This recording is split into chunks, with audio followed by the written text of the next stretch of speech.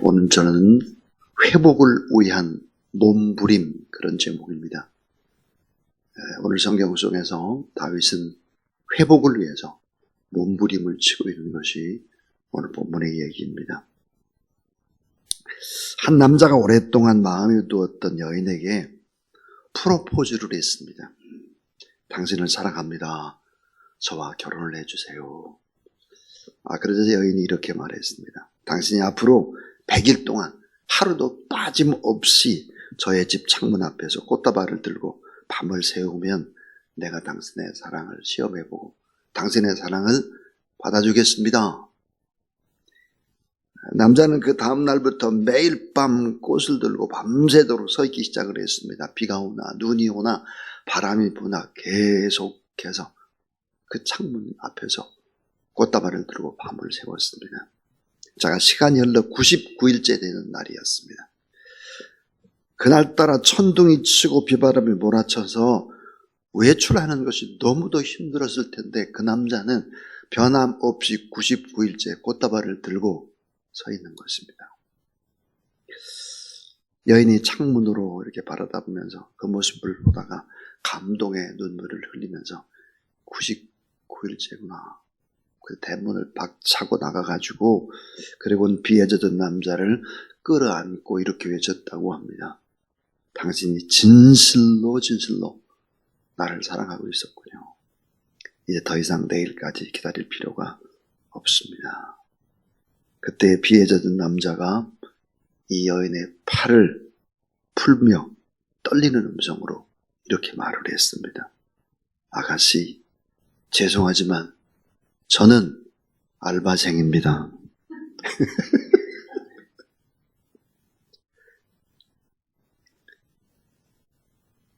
99일 동안 알바생을 쓴 겁니다. 알바생. 그리고 100일째 돼서는 자기가 짜잔하고 나타나려고 한 거죠. 여러분, 이런 일들이 우리의 삶에 비일비재합니다. 악한 원수마고 사탄이라는 놈이 알바생 같은 돈을 우리에게 쓰기도 하고 아름다운 세상의 기쁨과 즐거움과 이런 걸 보여주기도 하죠. 우리를 속여요. 그리고 우리 속에 있는 귀한 것을 빼앗아가 합니다. 자, 오늘 말씀은 다윗이 쏘았죠. 깨끗하게 쏘았습니다. 다윗이 세상에게 쏘고 마귀에게 쏘았습니다. 그러다 정신이 들어서 이제는 회복을 위한 몸부림을 치고 있는 것이 오늘 본문입니다. 오늘 우리는 쏘아서는 안 됩니다. 마귀 사단이라는 놈이 우리가 여호와 하나님을 가까이 하고 주님의 복음을 위해 살고 하나님 앞에 반듯하게 살아가는 것을 막죠. 그리고 우리의 귀한 것을 다 빼앗아갑니다. 불평하게 만들고 불만하게 만들고 믿지 못하게 만들고 그러다가 스스로 고민하게 만들고 약한 사단의 세력들이 그런 거죠. 자, 오늘 본문 속에서 우리는 너무너무 귀중한 교훈들을 몇 가지 발견할 수 있습니다. 자, 하나님의 자녀가 짓는 죄와 불신자가 짓는 죄는 어떤 차이점이 있을까요? 자, 하나님의 자녀인 우리가 하나님 앞에 짓는 죄와 불신자가 짓는 죄는 어떤 차이점이 있을까? 히브리서 12장 7절 8절에 보니까 징계는 다 받는 것이거늘 징계가 없으면 사생자요 참 아들이 아니다 그랬습니다. 여러분, 정죄와 징계는 다른 것입니다. 이 정죄와 징계는 사실은 전혀 다른 차원이죠. 엄청난 차이입니다. 하나님의 자녀가 죄를 범했다고 해도 하나님께서 우리를 정죄하지 않는다는 것입니다. 로마서 8장 1절에 보니까 우리를 정죄하지 않는다 그랬어요. 자, 그럼 하나님의 자녀인 우리가 죄를 범했을 때 하나님께서 쓰시는 방법이 뭘까요? 이런 방법이에요. 죄를 깨닫게 합니다. 양심의 가책을 느끼게 합니다. 밤잠을 자지 못하게 합니다. 우리를 어때요? 징계하는 거예요. 징계. 다른 방법으로 징계를 합니다. 징계는 부모가 자녀를 대하는 또 다른 사랑의 차원입니다. 정죄와는 다르죠. 그래서 하나님의 자녀가 하나님께 우리가 하나님의 자녀인데 하나님께서 우리에게 주신 좋은 것을 우리가 마음껏 누리지 못해요. 왜 누리지 못할까? 그 이유는 뭘까? 오늘 이 아침도 하나님은 살아계셔서 우리에게 좋은 것을 주시길 원하고 꿈을 주고 희망을 주고 믿음을 주고 또 좋은 것을 우리에게 허락한다 할지라도 그 좋은 것을 누리지 못하는 이유가 뭘까? 에레미야 5장 25절 보니까 너의 허물이 이러한 일들을 물리쳤고 너의 죄가 너희로부터 좋은 것을 막았다 그랬습니다. 그러니까 우리에게 오는 좋은 것을 막고 있는 것이 뭘까? 이 죄란 말이에요. 죄. 그러니까 이 죄는 어때요? 빨리 회개를 해야 되는 거예요. 그래서 하나님께서 우리를 어떻게 해요? 징계하는 거죠. 회개는 구원받는 사람에게 더 필요한 것입니다. 왜 그럴까? 하나님의 복을 받고 그 복을 누리고 나눠야 하는 사람이기 때문에 이 죄 씻음을 빨리 받아야 되는 거예요. 그러니까 하나님 앞에 회개해야 되는 것이죠. 로마서 1장 28절에 무서운 말, 성경은 이렇게 증언합니다. 징계가 있는 그 자체가 축복이다. 만약에 회개하지 않았는데도 그냥 계속 잘 된다. 이 말은 무엇일까? 회개하지 않았는데 계속 잘 돼요. 이건 버림받은 사생자다 하는 것입니다. 계속 잘 되지도 않아요. 좀 있다가 사라져버리죠. 이 회개라고 하는 것은 회복의 능력입니다. 회복. 하나님과 우리와의 좋은 것, 이 막아버린 것을 다시 회복하고 죄를 이기는 능력이고 속죄의 은총을 깨닫는 기쁨의 능력이 뭘까? 이게 회개죠. 사무엘하 19장부터 중요한 주제가 뭘까요? 회복입니다. 다윗은 하나님의 사람입니다. 회복을 위한 몸부림을 칩니다. 회복을 위한 몸부림. 그 첫 번째가 뭘까? 그것은 이것입니다. 진정한 회복은 회개에서부터 시작된다. 회개. 그래서 우리에게 징계를 주는 거예요. 징계. 오늘 말씀 속에서 우리가 요절로 본 4절 말씀을 보면 왕이 그의 얼굴을 가리고 큰 소리로 부르되 내 아들 압살롬아 압살롬아 내 아들아 내 아들아 하니 그랬습니다. 이 말은 어제의 말씀 사무엘하 18장 33절에도 반복된 말씀이죠. 이 다윗은 슬퍼합니다.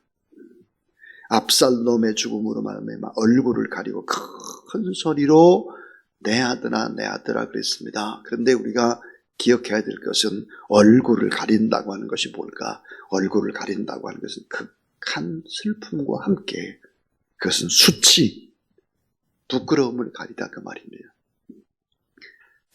아들의 죽음이 나 때문이야. 나의 범죄함 때문이야. 늦게 안 것입니다. 수많은 사람이 전쟁에서 피 흘려 죽은 것은 바로 나 때문이야. 심한 자책감으로 비탄과 통곡과 고통 속에서 울부짖고 있는 것입니다. 얼굴을 가리고 큰 소리로 울고 있습니다. 이것은 뭘까? 철저한 회개입니다. 회개. 시편 119편 67절에 고난당하기 전에 내가 그릇 행하였더니 이젠 주의 말씀을 지키나이다. 고난당하기 전에 내가 그릇 행하였더니 이젠 주의 말씀을 지키나이다.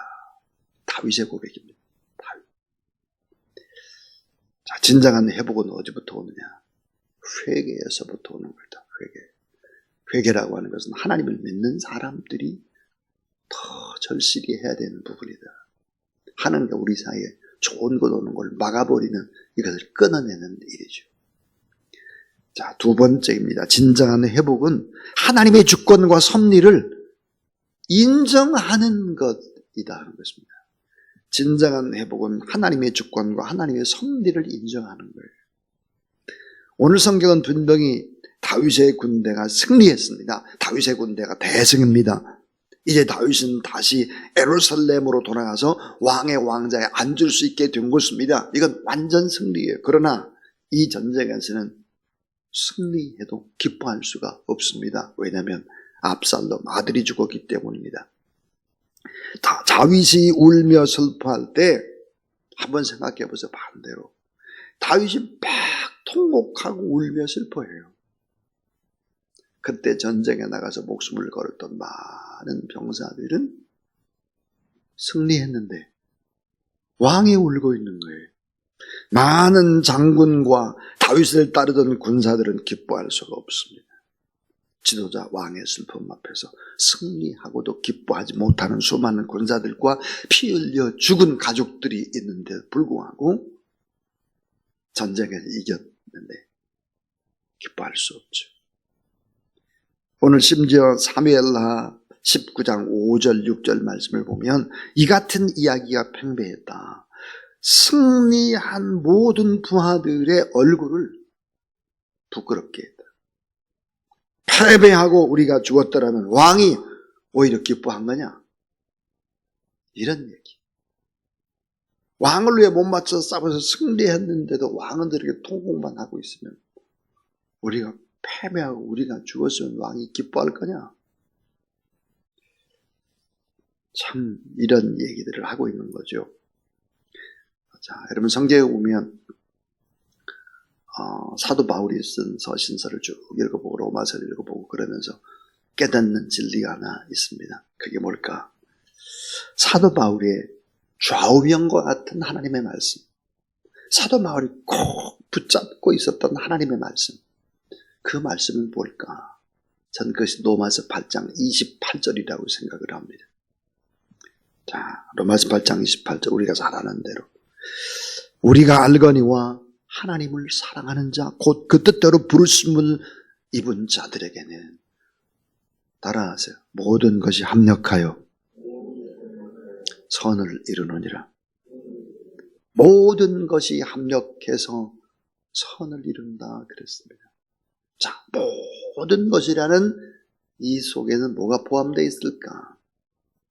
밝은 날도 어두운 날도 승리한 날도 슬퍼한 날도 패배한 날도 형통의 날도 불통의 날도 빛도 어둠도 이런 게 뭐야? 다 포함되어 있어요. 이런 것을 다 포함해서 합력해서 선을 이루게 하시는 하나님이시다. 이 로마서 8장 28절이 왜 그렇게 위대할까? 그것은 하나님의 주권과 하나님의 섭리를 완전히 인정하는 그런 하나님의 말씀이기 때문입니다. 다윗은 압살롬의 죽음조차 자신의 잘못이지만 그러나 하나님의 주권과 섭리를 인정해야 하는 것입니다. 그리고 부하와 백성들의 목숨 건 전쟁에서 승리한 것을 오히려 축하하고 치하해야 하는 것이죠. 그것이 바로 하나님의 주권과 섭리를 인정하는 것입니다. 자, 지도자. 참 지도자에게는 다른 사람이 보지 못하는 얼굴이 있습니다. 그 얼굴이 무슨 얼굴일까요? 그 슬픈 얼굴, 고독한 얼굴을 보지 못합니다. 많은 사람들. 자, 지도자는 공적으로는 웃습니다. 공적으로는 웃지만 사적으로 감추며 울어야 되는 거죠. 절대 고독을 느낄 수밖에 없습니다. 다시 말하면 다윗은 자기를 위해 싸웠던 많은 병사들, 백성들 앞에서 전쟁에 이긴 것을 축하하고 또 감사하고 그렇게 하고 홀로 눈물을 흘려야 하는 것이죠. 근데 많은 사람들이 보는 앞에 슬퍼하고 힘들어하면 안 되는 거죠. 이게 지도자의 고통스러움 가운데 하나인 것입니다. 진정한 회복. 지금까지 두 가지 얘기를 했습니다. 진정한 회복은 회개에서부터 시작된다. 또 하나 진정한 회복은 하나님의 주권과 섭리를 인정하는 것에서부터 시작이 된다. 그랬어요. 우리의 이 모든 것들, 우리의 아픔조차도 슬픔조차도 하나님의 주권과 섭리가 있다. 이것을 믿으면서 모든 기쁨과 슬픔 속에서도 하나님을 인정하는 그런 여러분 되길 주의 이름으로 축원합니다. 어제 저는 에덴 낙원에 가서 이제 마지막 안치 예배를 인도했습니다. 유사라 사모님의. 참 안치 예배를 인도하면서 많은 생각을 하게 되었습니다. 에덴 낙원에는 또 저희 교회 또 교인들이라든지 교인의 가족이나 제가 아는 많은 분들이 에덴 낙원에 그렇게 안치되어 있는 곳이기도 합니다. 위강 목사님 안치돼 있죠. 또 몇 달 전에 돌아가신 양문교회 공영준 목사님 사모님도 안치돼 있습니다. 그런데 유사라 사모님의 안치식은 좀 달랐습니다. 그게 뭘까? 빈소에 안치를 한 것이 아니라 흐르는 물에, 수장이죠, 수장. 흐르는 물에 유골을 흘려보내는 것입니다. 흐르는 물에 유골을 흘려보내게 되면 에덴 낙원에 있는 많은 수목들, 나무들에게로 그 물이 흘러나서 이제 거름이 되는 거죠. 그렇게 흐르는 물에 유골을 떠내보내는 수상을 했습니다. 그 수상의 이유가 뭘까? 그 이유는 이것이었습니다. 유골을 안치하는 데는 돈이 들어갑니다. 꽤 들어가죠. 그런 모든 것들을 모아서 그 비용으로 선교하는데 선교 헌금을 드리고 싶다 했습니다. 유사나 사모님이나 또 송여수 목사님이나 다 그렇게 선교를 위해 살아온 분들입니다. 그래서 다른 어떤 장례 안치 예식보다 훨씬 더 마음에 와 닿았습니다. 하나님의 주권과 하나님의 섭리를 인정하고 하나님의 복음을 위해서 끝까지 아름답게 삶을 사시는구나, 그런 생각이 들었기 때문에 한편으로는 기쁘면서도 한편으로는 마음이 참 아팠습니다. 다가오는 주일에 저희 교회에 우리 송여수 목사님께도 몸이 많이 좋아지셔서 송여수 목사님과 외동딸 의금이가 11시 예배에 참여한다 그럽니다. 그래서 교회에 또 인사를 드리겠다 했습니다. 여러분, 우리는 어차피 병들고 어차피 죽습니다. 정말 주의 나라를 생각하고 주의 복음을 위해 그렇게 인생을 아름답게 마감하면 참 좋겠다, 그런 생각이 어제도 참 많이 들었습니다. 마지막 세 번째, 이 진정한 회복은 사명의 길을 다시 시작하는 것입니다. 다시 사명의 길을 시작하는 것이죠. 어제 유사라 사모님이 돌아가셨지만 그 사명에, 선교라는 그 사명을 위해서 자신의 모든 것들을 바치셨듯이 오늘 진정한 회복은 뭘까? 중대한 사명의 길을 어려워도 다시 시작하는 것이다. 사적인 일로 인해서 중단할 수 없는 중대한 사명, 그 사명의 길을 다윗이 다시 걸어가기 시작을 합니다. 슬픔을 딛고 일어서서. 오늘 사무엘하 19장 8절에 보니까 따라하세요. 왕이 문 앞에, 다시 따라하세요. 왕이 문 앞에 앉아 계신다. 왕이 문 앞에 앉아 계신다. 이 말이 무슨 말일까? 사명의 자리를 회복한 것입니다. 왕이 다시 왕좌에 앉은 것입니다. 다윗을 향해 싸웠던 충성스러운 군사들, 장군들, 피난길을 묵묵히 따라왔던 수많은 백성들, 그들을 품고 다시 신정정치의 꿈, 신정. 하나님이 통치한다. 신정정치의 꿈을 다시 품고 하나님의 비전을 위해서 앞으로 나가는 것입니다. 공과 사를 구분하고, 자, 공공의 유익을 끼치는 공공의 복음을 위해서 예수 그리스도의 구원과 영생의 복음을 전거하는 그런 우리들, 이런 다윗의 모습 속에서 우리는 복음을 우리에게 부탁하신, 또 십자가에 못 박아 돌아가신 예수 그리스도의 모습을 다시 떠올리게 합니다. 끝까지 복음 전거를 위해서 사명을 감당하는 그런 여러분들 주의 이름으로 축원합니다. 이 사명의 길을 다시 걷기 시작할 때 우리는 회복되는 것입니다. 회복은 그냥 되는 것이 아니에요. 진정한 회복은 회개에서부터, 진정한 회복은 기쁠 때나 슬플 때나 그 어떤 때나 하나님의 주권과 섭리를 인정할 때부터 회복은 시작이 되고, 또 사명의 길을 다시 걸어갈 때 회복될 수 있다. 이런 회복의 몸부림이 다윗에게만 있어야 하는 것이 아니라 오늘 우리에게도 이와 같은 회복의 몸부림, 주사랑교회 안에도 이런 사명의 길을 걸어가는 그런 사람들, 오늘도 또 어린이 전도 옆에서 나와서 또 다 함께 이제 전도하고 또 어린이 초청잔치를 하고 이런 일들을 하게 될 텐데, 온 힘을 다해서 복음이 증거되는 그런 우리 교회가 될 뿐만 아니라 여러분이 그런 도구가 될 수 있기를 주의 이름으로 축원합니다. 521장 하나님 앞에 찬송 드리겠습니다. 521장.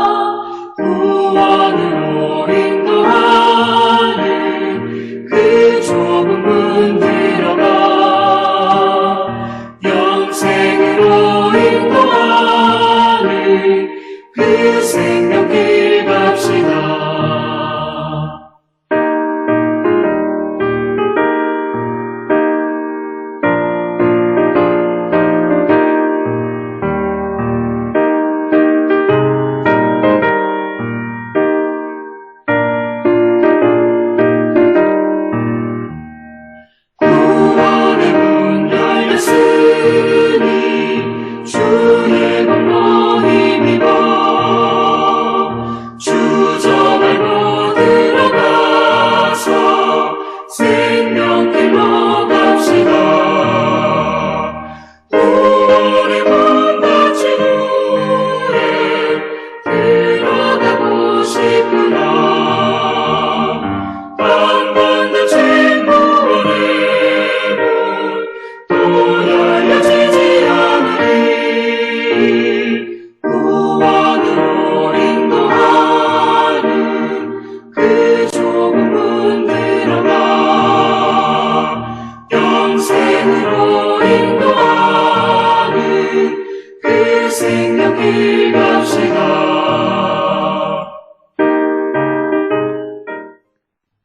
이젠 우리를 온전하게 회복시켜 주시는 구주 예수 그리스도의 무한하신 은혜와 하나님의 사랑과 오늘도 이 땅에 살면서 다윗같이 회복을 위한 몸부림을 치며 하나님 앞에 기도하고 하나님의 주권과 섭리를 인정하고 다시 복음 증거의 사명을 걸어가기로 다짐하는 모든 하나님의 사람들 머리 위에 성령의 거룩한 능력과 권능의 기름 부으심이 함께 하시기를 간절히 축원하옵나이다.